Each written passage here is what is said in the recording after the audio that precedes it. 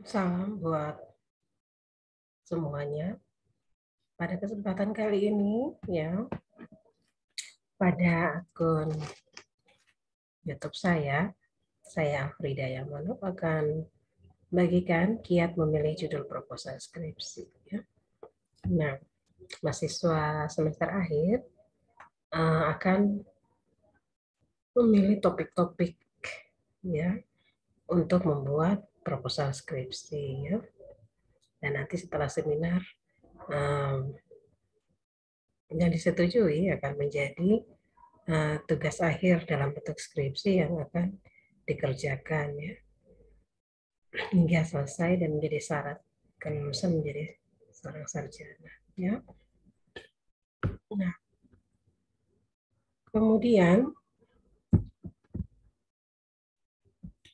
ini menjadi permasalahan tersendiri ya bagi mahasiswa semester akhir ya. Sehingga saya berharap bahwa hal-hal yang saya sampaikan ini bisa bermanfaat buat kalian semua ya. Baik, selamat mengikuti ya. Semoga bermanfaat ya apa yang saya sampaikan. Baik, kapan waktu memilih topik skripsi ya? Ini saya menulis salah ya. Memilih ya. Memilih ya. Oke. Kapan waktu memilih topik skripsi ya? Nah, sejak awal semester ya sudah dapat membaca berbagai referensi penulisan karya ilmiah atau skripsi ya. Jadi sejak awal masuk kuliah, kemudian ada hal-hal yang menarik ya sudah mulai untuk membaca ya, membaca berbagai macam buku, kemudian sejak awal sudah mengetahui bahwa syarat untuk menyelesaikan studi salah satu syaratnya adalah menyelesaikan tugas akhir atau skripsi itu ya. Nah, apa itu skripsi? Mungkin sejak awal sudah bisa dicari tahu sehingga bisa menemukan hal-hal menarik yang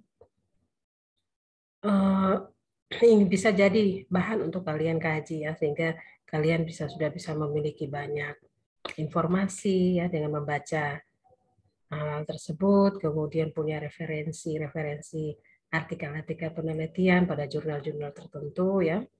Nah, kemudian punya buku dan lain sebagainya, banyak referensi sehingga pada saatnya nanti kalian sudah tidak kesulitan lagi ya terhadap referensi dan ide apa kira-kira yang kalian gunakan untuk menjadi judul atau topik skripsi.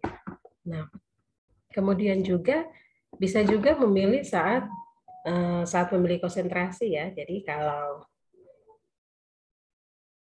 ada semester 4 ya biasanya mahasiswa sudah diarahkan untuk memilih konsentrasi ya. Kalau di prodi manajemen Fakultas Ekonomi dan Bisnis Universitas Cendrawasih yaitu pada semester 4 mahasiswa sudah memilih konsentrasi, ada 5 konsentrasi ya. Nah, ada pemasaran, keuangan, perbankan, kemudian MSDM dan juga agribisnis ya. Nah, kalau kalian sudah memilih konsentrasi, nah kemudian selama mengikuti mata kuliah konsentrasi itu ada topik-topik menarik yang menurut kalian menarik bagi kalian, bisa kalian kaji ya. Dengan cara yang mencari itu referensi-referensi sesuai dengan variabel-variabel atau topik-topik yang kalian senangi ya. Kemudian juga melihat situasi dan fenomena terbaru bisa juga ya, yang menarik untuk dikaji ya. Misalnya karena dengan melakukan penelitian tersebut, hasilnya itu dapat membantu pengembangan ilmu pengetahuan dan juga membantu objek penelitian atau sebagai bahan masukan atau referensi kepada pihak pemerintah ya.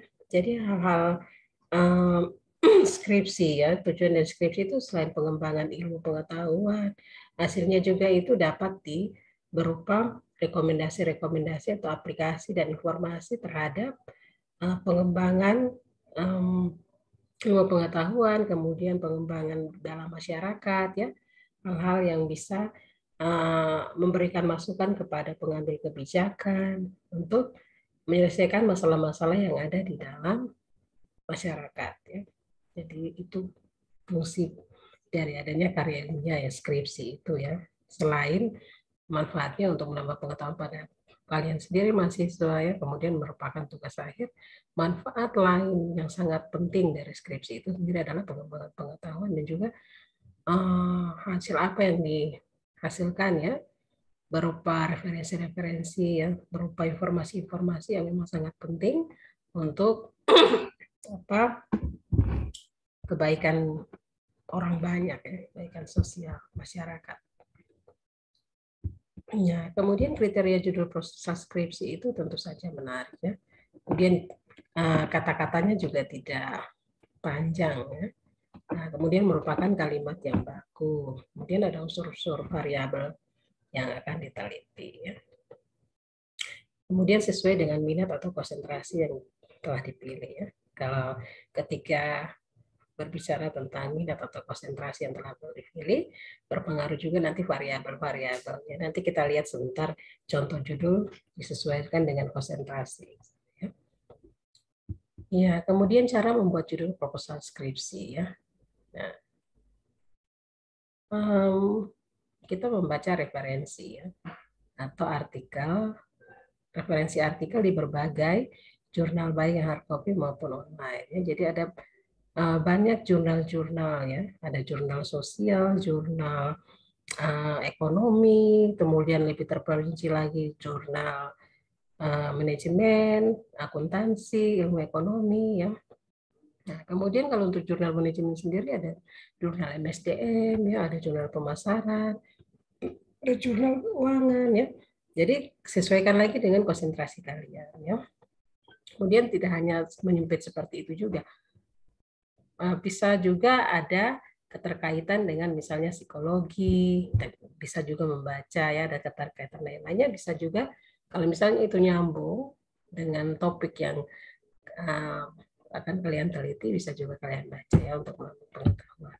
Nah, kemudian juga bisa membaca skripsi di ruang baca atau perpustakaan ya, itu jadi bisa kita melihat judul. Pasti sama judulnya ya. Variabel-variabel kita teliti akan sama, kita bisa melihat oh judul-judul skripsi seperti ini, saya bisa mengikutinya ya, berapa variabel saya yang sama bisa diikuti situ. Kemudian juga membaca buku-buku yang membahas tentang penulisan karya ilmiah ya. Itu menambah pengetahuan kalian. Oh, begini menentukan judul seperti ini ya. Kemudian menulis skripsi juga, proposal skripsi juga seperti ini gitu ya. Kemudian judul yang ditulis sesuai dengan aturan penulisan yang benar dan baku ya. Ini kata-katanya baku. Oke. Kemudian contoh judul proposal skripsi itu seperti ini ya.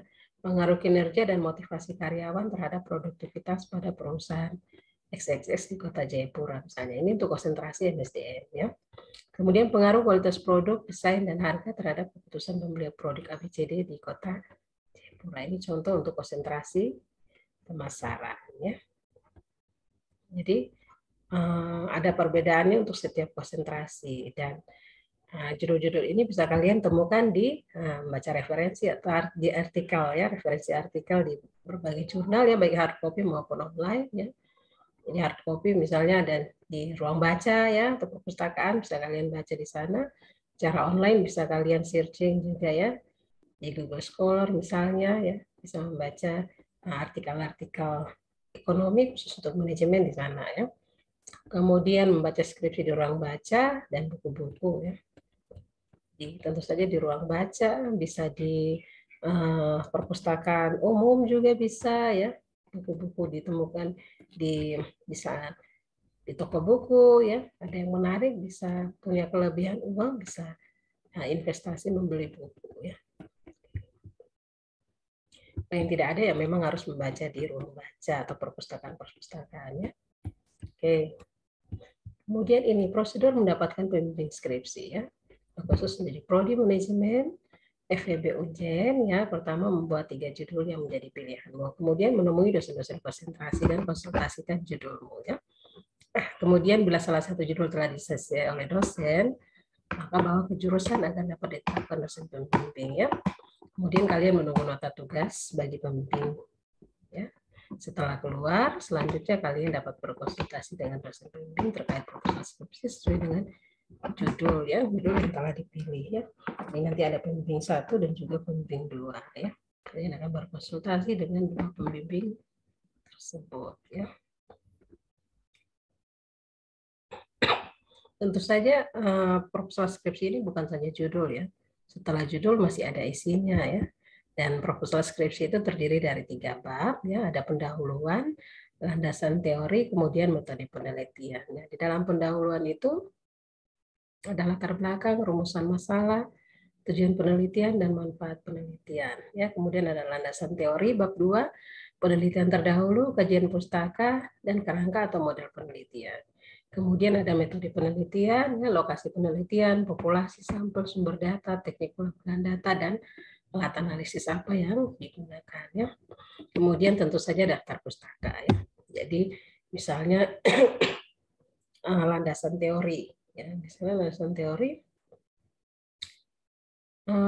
definisi-definisinya harus pasti diambil dari ada referensinya ya, yang itu ditulis di daftar pustaka. Jadi daftar pustaka itu menuliskan sumber-sumber informasi yang kalian ambil ya dan tulis di dalam proposal skripsi ya. Kalau misalnya kalian baca saja terus kalian tidak mengutip, ya tidak perlu dituliskan, masukkan dalam daftar pustaka ya. Kemudian bagaimana menulis latar belakang itu ada di video-video saya sebelumnya ya, nanti kalian bisa lihat ya. Bagaimana membuat rumusan masalah, tujuan penelitian, manfaat penelitian ya. Terkait dengan metode penelitian juga ya. Bagaimana itu ada penelitian itu ada kualitatif dan kuantitatif ya. Nah, itu nanti kalian bisa lihat di video-video saya yang sebelumnya ya. Terutama yang penting itu menulis latar belakangnya, latar belakang menjadi sangat penting. Jadi nanti bisa kalian lihat untuk membuat. Jadi proposal skripsi ada 3 bab ya, yang bisa kalian buat, kemudian ditambah dengan daftar pustaka. Baik, terima kasih sudah menonton video saya ini ya. Dukung saya dengan cara like, juga share, dan subscribe ya. Salam dari saya Hafizah Yamanov, semoga bermanfaat ya. Tuhan memberkati.